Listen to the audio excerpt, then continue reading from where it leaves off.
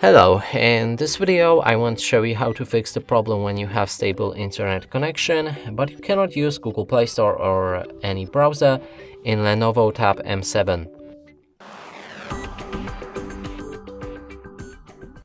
So first let's try to open something in our Google Chrome. And as you can see, we have this error. If we go for a Google Play Store and try to install any app, it starts in a pending mode and it's stuck like this forever. So we can cancel it for now and fix this issue by going to our settings. Scroll to the bottom of the page and find System, enter date and time, and here set time automatically using network provided time settings. If you go back to your Google Chrome and refresh the page, it should actually load.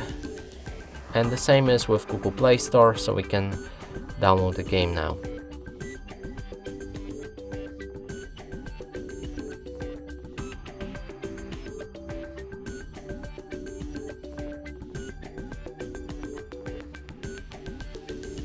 And that's it for this video. Hope you like it. Please consider subscribing to our channel, leave a like and a comment below.